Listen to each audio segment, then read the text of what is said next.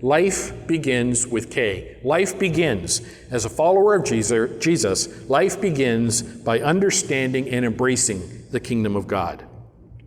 So we need to understand, what is this thing we call the kingdom of God? It is a religious phrase that can flow off our lips so easily in times of prayer, and yet perhaps we don't fully understand what it is. So the risk here is making this a one-liner, one-size-fits-all, Bible-thumping statement that I can use to hit you over the head, or we can use on each other when something isn't going our way. And say, well, that's not very good. The kingdom of God isn't like that.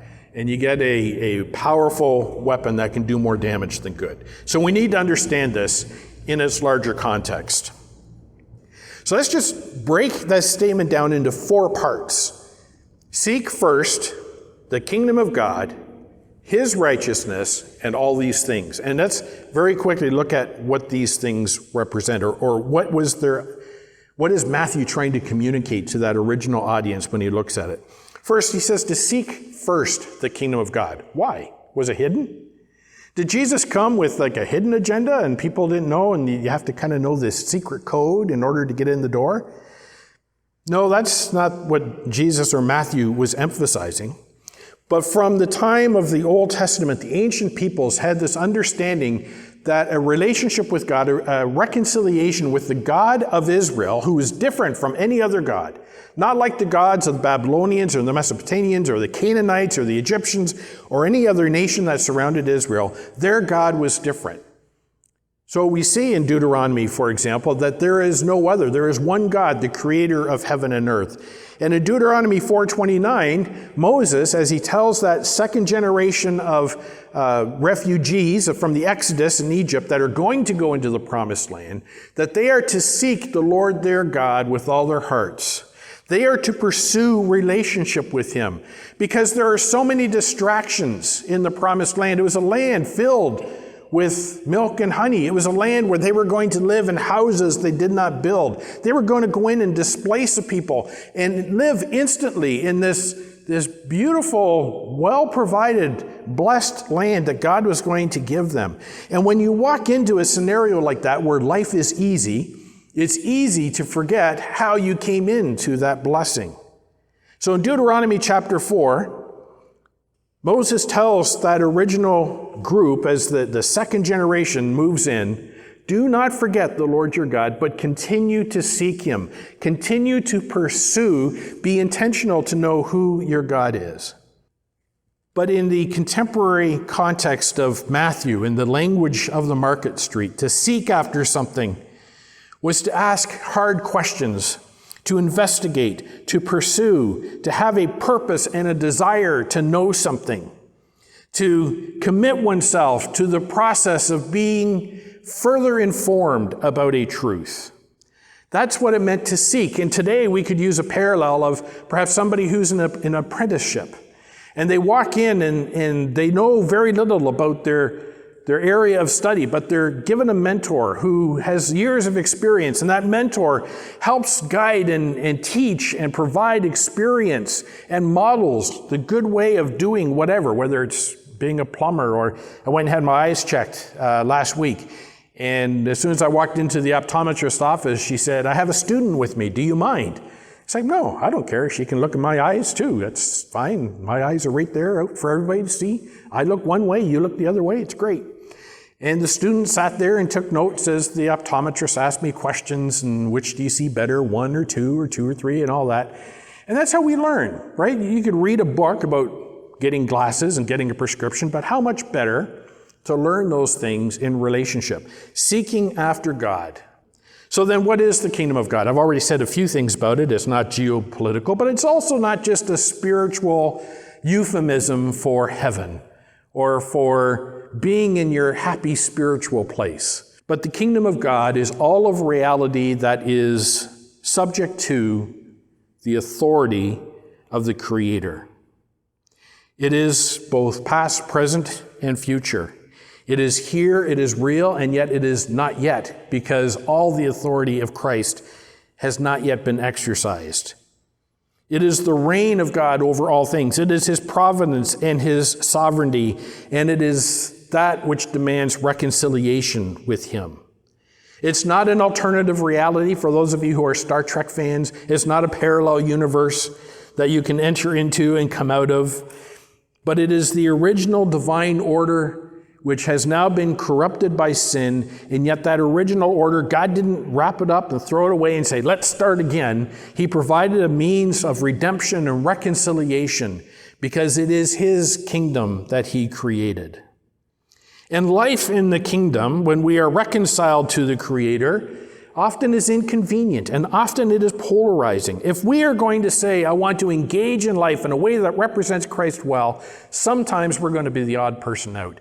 And Peter said, don't be surprised if people around you think you're kind of silly because you no longer participate in their way of life. It's going to cost. Jesus warned about that. So Jesus offered people, he did not in his preaching say, if you want to go to heaven with me when you die. He said that to the thief on the cross, but he didn't say that to anybody else. He said to them, if you want to enter the kingdom of God. And that happened in that moment when people chose, whether it was the woman at the well or whoever it may have been, the disciples, if you want to enter the kingdom of God, then you must acknowledge who this God is and embrace the truth of what life in the kingdom is truly like. And that's why he said it is difficult for the wealthy to enter the kingdom of God, because they are not willing to submit themselves to God's authority, to be dependent on God. Why do I need to depend on God? Look at my bank account. But it's not just an abstract kingdom, it's we pursue or we seek his righteousness. And this is always the tough one, because I really want to put my spin on it. Here's what righteousness is. And we pull out the Graham list of rules of what a good Christian looks like. A good Christian uses this version of the Bible, comes to this number of church services. Obviously, the very best Christians, the best of the best, go to Q50, right? If you want to be a second grade Christian, you can go elsewhere. That's fine. God will still love you. And we will too, but we'll love you more here. And we come up with a list, and this is human nature. And we may say we don't want to have rituals, and we don't want to have rules, and we don't want to be religious. We can so easily convert righteousness into moralism or spiritual elitism or legalism or self-righteousness or popular trends, like you've got to have this and this and this in order to be a church. And yet true righteousness is about, as Jesus modeled for us, washing the disciples' feet. And he is the ultimate demonstration of humility, leaving the glory of heaven, as we sang about a few moments ago, and humbled himself to become one of us.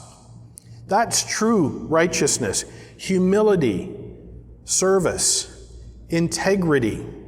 And life in the kingdom, Jesus says, is not easy, but if you choose that your life will begin with a K, it means you embrace the fact that sometimes you will be polarized. Sometimes it will be inconvenient. Sometimes you will suffer. So life in the kingdom pursues his righteousness, integrity of character, the fruits of the Spirit, loyalty to God in spite of the inconvenience or polarization. And then the fourth part of this statement, so seek first the kingdom of God, his righteousness. And then here's the part that perhaps is the most difficult of all, because it can be flipped in so many different ways. And all these things will be added unto you. Well, what things? Spiritual life? That this is how you gain salvation? No, clearly not that. Well, in the context, it's about don't worry. So if I pursue the kingdom of God, I'm going to live a life of great mental health? Well, maybe. The resources are definitely there for that. Well, it's obviously talking about my physical needs and not to worry about where I'm going to get food or clothes. So if I pursue the kingdom of God, God's going to pour physical assets on me, right? No, that's not what he's saying either. And I've come to the conclusion that as Jesus makes the statement of all these things, just as he's saying, don't worry, and he uses a very small part of worry, physical stuff, that is working as a summary statement for the larger issues of life. But it's when something small represents something big. I think Jesus here in making this statement, and Matthew in recording it, is taking something they can relate to, something very concrete, especially since the kingdom of God is so radically different. Talking about why do you worry about even little things like your life, but there are bigger things than that. But let's just pick one thing we can all understand. Life. Why do you worry about that? Because God, your Father, is caring for you. And that's just one small example that if God cares for that one little thing, then he's going to care for all these other things too. So I think what Jesus is saying, and what Matthew is recording here for us, is not a promise that if we do part A, then part B. If we pursue the kingdom, then we'll be materially blessed. That wasn't Jesus' point. But as we pursue the kingdom of God, we become aware of how God is providing for every area of life. And these other things, and it's not just the stuff, but the ability to trust God for the other things in life will be added to us. And we will see how God provides, even though it may not alleviate the inconvenience or the polarization or the suffering that we may be experiencing. But if we pursue after the kingdom of God, we know that God will meet the needs of the moment. And I think that is the point that he is trying to make here. That God's authority and sovereignty is over every detail, right down to the clothes we put on our back and the food we put in our mouths. And that common grace of God that allows everyone to breathe and to experience rain and to know, even though we may not acknowledge it, that God is on his throne.